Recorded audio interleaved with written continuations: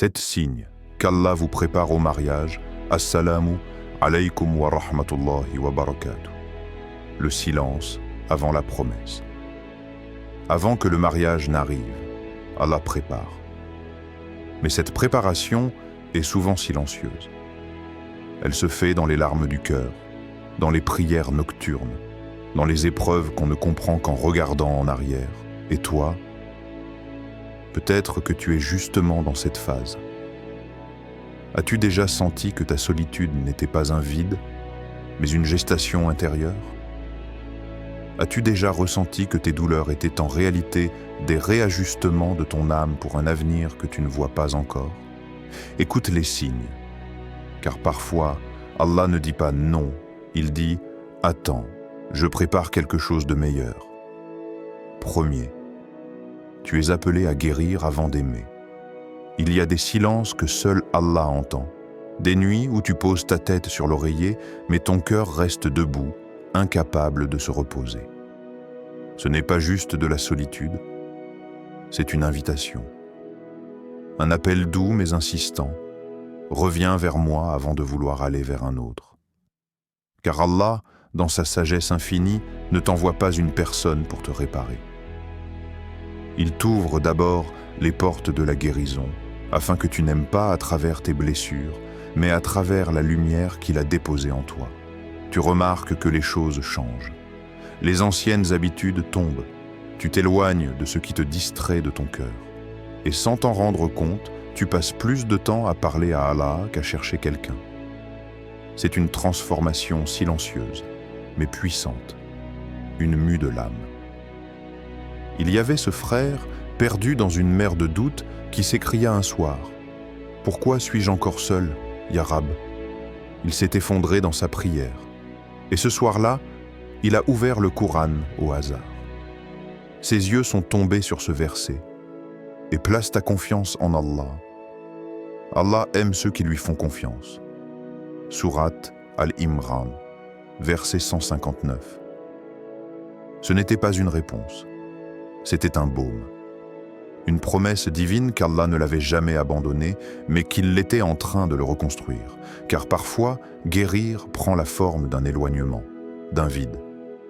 Mais ce vide est sacré. Il est là pour être rempli uniquement par Allah. Et toi, ressens-tu ce besoin de tout déposer?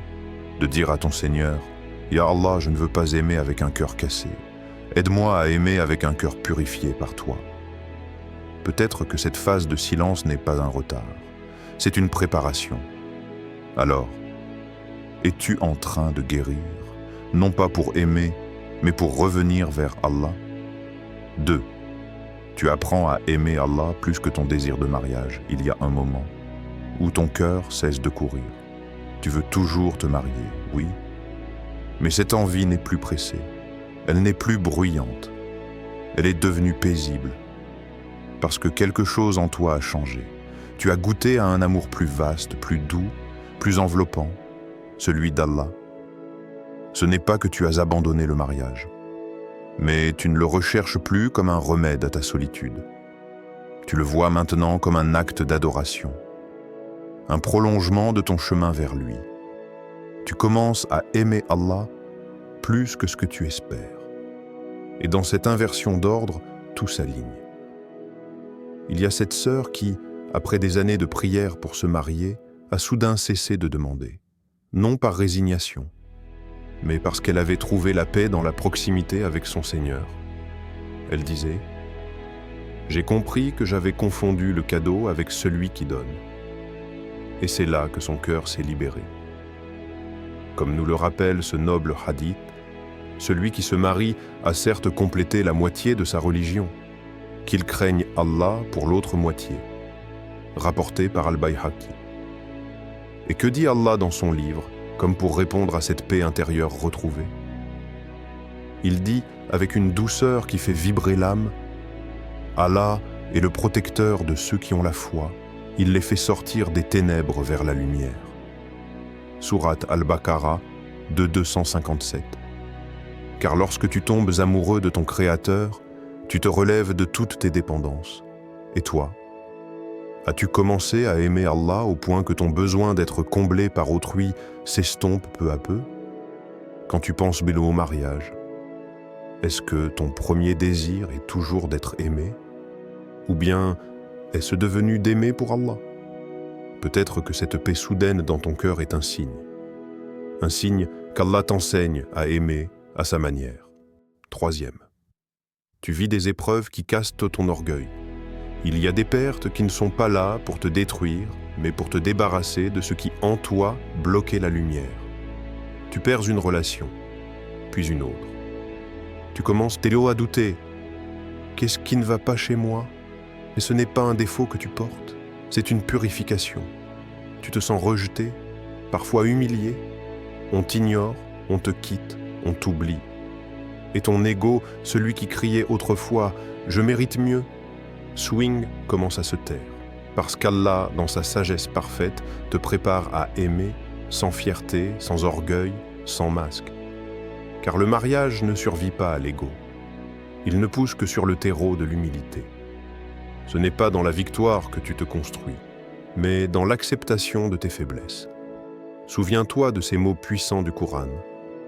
Ne détourne pas ton visage des gens avec orgueil et ne marche pas avec arrogance sur la terre. Sourate Luqman 31-18.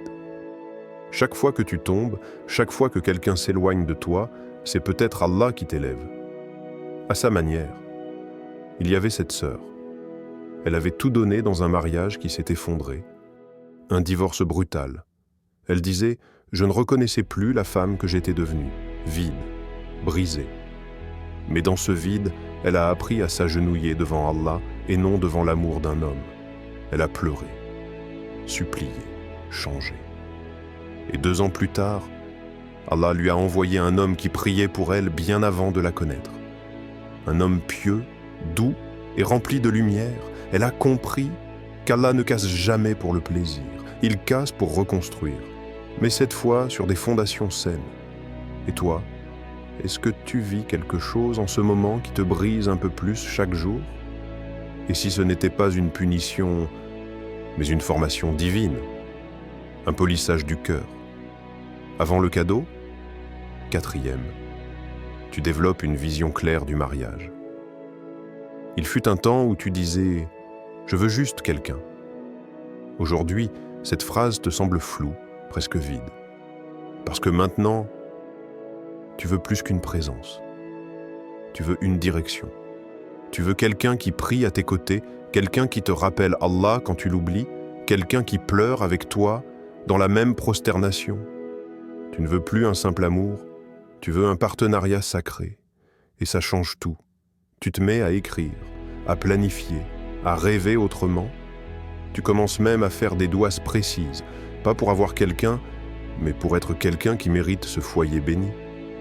Un foyer où le Coran résonne dans les murs, où les disputes sont adoucies par le dhikr, où les erreurs ne sont pas des fautes mortelles, mais des occasions de grandir ensemble. Tu as compris que le mariage, ce n'est pas la perfection d'un autre, mais la patience à deux. 2 cœurs imparfaits, unis par une même destination, Allah. Et ce rêve n'est pas une illusion, c'est un signe. Comme Allah le décrit magnifiquement, et parmi ces signes, il a créé de vous, pour vous, des épouses, afin que vous viviez en tranquillité avec elles. Et il a mis entre vous affection et miséricorde. Sourate Ar-Rum 30-21. Il ne s'agit pas juste de vivre ensemble, mais de vivre en tranquillité. Et cette paix naît d'une intention pure. Alors maintenant, pose-toi cette question. Est-ce que tu pries toujours pour trouver quelqu'un? Ou bien as-tu commencé à prier pour devenir quelqu'un? Quelqu'un qui porte la sakina. Quelqu'un qui sait aimer, non pas avec ses attentes, mais avec sa foi. Et si ton chemin vers le mariage ne commençait pas par une rencontre, mais par une transformation? 5e, tu ressens que ta dua devient plus profonde, ce n'est plus un simple souhait, ce n'est plus une prière rapide murmurée après le salat. C'est devenu une conversation, une supplication lente, lourde de sens. Avant, tu disais « Ya Allah, donne-moi quelqu'un ». Maintenant tu dis « Ya Allah, façonne-moi pour aimer de la bonne manière. Apprends-moi à aimer comme toi tu aimes. » Parce que tu as compris, le mariage ne commence pas par une rencontre fortuite dans ce bas monde. Il commence dans une prosternation silencieuse, dans cette nuit où personne ne te voit sauf lui. Un frère, au cœur brisé par des attentes non exaucées, a dit un jour « J'ai arrêté de demander un visage.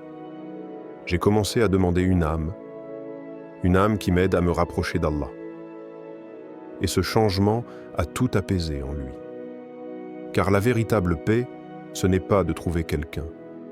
C'est d'être trouvé par la miséricorde d'Allah au moment juste. Et Allah, dans sa promesse éternelle, dit « Et ton Seigneur dit « Invoquez-moi, je vous répondrai. » Sourate Ghafir, 40-60. Cette réponse ne vient pas toujours sous la forme que tu attends. Parfois, il te répond en te rendant plus patient.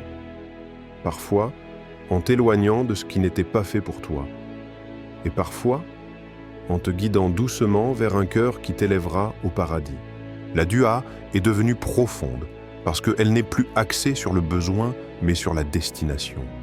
Et toi, est-ce que tu sens que tes invocations ont changé, qu'elles sont devenues plus longues, plus lentes, plus vraies? Est-ce que tu demandes encore un partenaire ou est-ce que tu demandes un chemin vers Allah à deux? Peut-être que la prière que tu fais en ce moment n'est pas simplement un souhait, c'est une fondation, le début d'un foyer construit dans le ciel avant même d'exister sur terre. 6. Tu es testé par des faux départs. Tu penses que c'est enfin lui ou c'est sûrement elle. Tout semble aligné. Et puis, plus rien. Un silence, un refus, un blocage inattendu.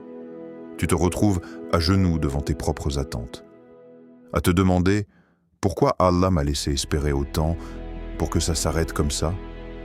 Mais la vérité, c'est qu'Allah ne joue jamais avec ton cœur. Il l'éduque, il l'oriente, il le protège. Il y a des noms qui sont plus miséricordieux que tous les oui du monde. Comme l'a dit le prophète, avec une sagesse qui recadre toutes les douleurs, ce qui t'a manqué ne devait jamais t'atteindre, et ce qui t'a atteint ne devait jamais te manquer. Rapporté par Abu Daoud. C'est difficile à entendre quand on pleure encore, mais c'est une vérité qui libère. Un homme, sur le point de se marier, avait préparé chaque détail, la salle, les invités, même les alliances. Une semaine avant la cérémonie, la rupture, sans explication claire. Il a cru que son monde s'écroulait. Mais quelques mois plus tard, il a rencontré une femme dont la foi était aussi profonde que la sienne. Ils se sont compris, en silence. Ils ont prié ensemble dès leur première rencontre, et ils ont bâti un foyer centré sur Allah, pas sur les apparences. Ils disaient « Ce que j'ai perdu était magnifique, mais ce que j'ai reçu était miraculeux. » Et toi, combien de fois as-tu cru que c'était le bon moment, la bonne personne? Et puis, tout s'est éteint. Et si ces faux départs n'étaient pas des erreurs, mais des portes fermées par amour, par un Seigneur qui veut t'éviter le chagrin que toi-même tu ne vois pas venir? Et si chaque rupture, chaque échec apparent n'était pas une fin, mais un ajustement céleste pour un futur plus aligné, plus sain, plus pur? 7. Tu sens que quelque chose en toi est prêt, sans savoir pourquoi, tu ne peux pas vraiment poser des mots dessus. Tu ne saurais pas l'écrire dans un journal. Mais tu le sens. Ton cœur ne réclame plus. Il ne court plus. Il n'interroge plus le temps. Il s'est adouci. Tu regardes autour de toi, et il y a toujours des incertitudes, toujours des questions sans réponse. Mais il y a une paix étrange, inattendue. Une paix qui ne dépend de rien d'extérieur. Et peut-être que c'est ça, le plus grand signe. Pas un rêve, pas une rencontre, pas un événement spectaculaire, mais ce calme discret, cette lumière intérieure qui dit « Je suis prêt », même si je ne sais pas encore à quoi exactement. Car quand Allah prépare une bénédiction pour toi, il commence par t'enlever l'agitation. Il polit ton âme. Il la rend accueillante. Il te fait goûter à une tranquillité qui ne vient ni des gens, ni des projets, ni des réponses, mais de lui seul. C'est par le rappel d'Allah que les cœurs trouvent la tranquillité. Sourate Ar-Ra'd 13-28. C'est peut-être cela, le prélude d'une réponse divine. Un tamkin invisible où ton âme se pose avant d'être rejointe. Alors pose-toi une dernière question. Et si cette paix que tu ressens, ce calme qui t'enveloppe sans raison apparente, était déjà une réponse, une annonce silencieuse, un sourire céleste avant que le destin ne frappe à ta porte? Et si Allah, dans sa sagesse infinie, était en train de dire « Prépare-toi, je suis sur le point de t'étonner ». Allah ne te fait pas attendre pour te punir. Il te fait attendre pour mieux te construire. Et parfois, le retard du mariage est en réalité la protection du cœur et la construction d'un amour qui durera au-delà de cette vie. Alors continue de prier, continue de te purifier, continue de te préparer. Car peut-être qu'Allah écrit en ce moment même une rencontre bénie pour toi. Si vous avez trouvé cette vidéo utile, n'oubliez pas d'aimer, de partager et de vous abonner. Votre soutien aide beaucoup à diffuser le message et à développer cette communauté. Barak, Allahu Fikoum.